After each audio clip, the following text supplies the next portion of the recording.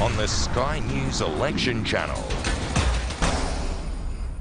It confirms what we've been saying for some time, and that is that the Australian economy continues to face risks from global economic headwinds, continues to face risks given some of the pressures on the global economy that are there for all to see, which is why it is so important that we have political stability, and which is why it is so important that we implement our National Economic Plan for Jobs and Growth. Finally, now that the bottom line numbers have been confirmed officially and independently by the Secretaries of Treasury and Finance over the four-year forward estimates period, it's incumbent on the Labor Party to come out and explain how they plan to pay for their unfunded spending promises over the next four-year period. There are now no more excuses. It is time that Labor explains how they will pay for the unfunded spending, how much more they will want to increase taxes by, how much more they would want to increase deficits and debt by, and what that would mean for the economy moving forward. Happy to take questions. Minister, on page 40, the department's quote Chris Jordan, the tax commissioner, saying the tax cuts that are planned for July 1 will have to be legislated. On the day after the budget, Malcolm Turnbull said it could be done administratively. Clearly that's not going to happen. What is the fate of those tax cuts now? Well, the tax cuts will be delivered in full as promised, clearly Chris Bowen and Tony Burke didn't read very carefully what was said in the pre-election economic and fiscal outlook. People across Australia know that the time they will submit their personal income tax returns for the 16-17 financial year will be after 30 June 2017. And as it says explicitly in the pre-election economic and fiscal outlook, the income tax cuts that are in our budget, that are guaranteed within our budget, that are funded within our budget, can be legislated after 1 July 2016, given that people will not be putting in their income tax returns for the 16-17 financial year until well later. Now that is incidentally entirely consistent with the way the previous Labor government legislated these sorts of measures in the past. But most people are PAYG, and they don't have to do that in terms of their tax returns. Parliament won't resume until, say, August. Does that mean that people will not see a reduction in their tax until the legislation is passed, whenever Parliament resumes? Well, obviously a re-elected Turnbull government will legislate those tax cuts as soon as possible, and every person across Australia in the relevant income tax brackets will receive a tax cut as promised in the budget. Now, this is a tax cut which takes effect from 1 July 2016.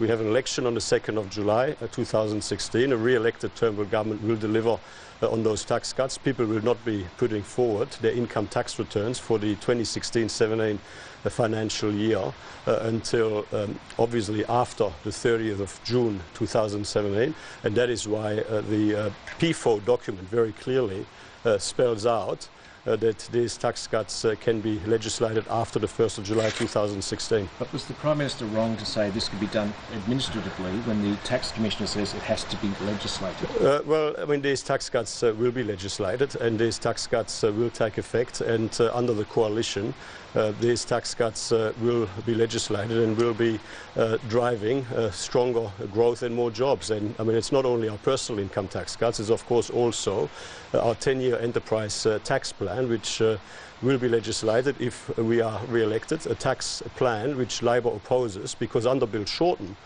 Labor is now on a unity ticket with the Greens, pursuing an anti-business, anti-investment, anti-growth, anti-jobs, anti-success agenda. We have put forward our National Economic Plan for Jobs and Growth in our budget.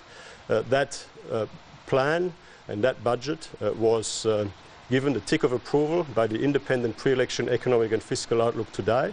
The independent pre-election economic and fiscal outlook confirmed the integrity of the budget that we delivered on the 3rd of May. It confirmed that we are on track to bring the budget back to balance within the projected time frame, and it also confirmed that Australia, given the global economic headwinds that we are continuing to face, needs our plan for jobs and growth. How about spending? Both the Treasury Secretary and Finance said that both sides of politics need to do more to address spending cuts in order to get things back on track. The government inherited, on coming into government in 2013, a weakening economy, rising unemployment and a budget position that was rapidly deteriorating on the back of unsustainable spending decisions made by the previous Labor government. So the economy is now growing more strongly than it was when we came into government. Employment growth is now substantially stronger than it was when we came into government, and we have been successful in getting that unsustainable labour spending growth under control. Now, yes, there is more work to be done. We are committed to implement our plan for jobs and growth, to strengthen economic growth, to strengthen job creation further. And of course, we will continue to work to ensure that the budget is on a strong and sustainable foundation for the future. But let me just here make the very clear contrast with what Labor is proposing to do. Labor is not proposing to increase taxes to repair the budget. Labor is proposing to increase taxes to spend more. Labor is proposing, according to their own words, if you look at the budget reply speech of the leader of the opposition, Labor is proposing to increase taxes on the Australian economy by more than $100 billion over the next decade. And even after they've done all of that, they've still got a massive multi-billion-dollar budget black hole. Labor is not proposing to increase taxes to repair the budget. Labor is proposing to do what they've always done, same old Labor, same old bad Labor, the same old discredited approach, tax more to spend more and still increase the deficit and the debt. That is obviously not our approach. We are working to strengthen growth, to create more jobs and to get the budget on a sustainable foundation for the future. Just on the backpacker tax, Labor have said that the test for the government of whether they're serious about reviewing the backpacker tax is whether the $500 million was included in this forecast. What do you say to that? Well, Labor is wrong. Obviously, there is, we are now in the caretaker period. We've been in the caretaker period since the 9th of May. What we have said very clearly is that a re-elected Turnbull government would defer the implementation of the so-called backpacker tax to 1 January 2017 and pursue various processes in the intervening period.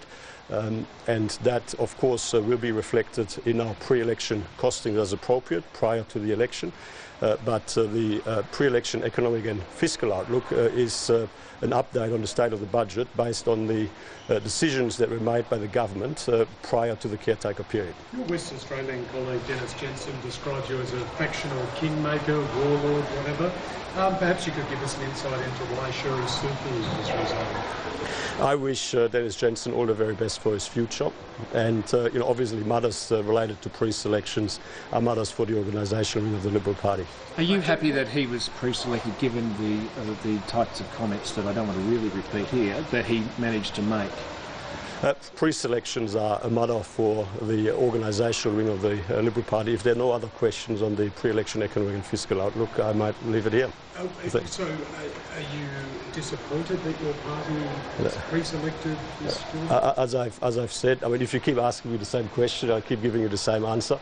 These are entirely matters for the West Australian branch of the Liberal Party, and I'm confident that they'll deal with this appropriately. On the West Australian branch, will Colin Barnett lead the party to the next? Well, again, that is entirely a matter for the West Australian Parliamentary Liberal Party. Thank you.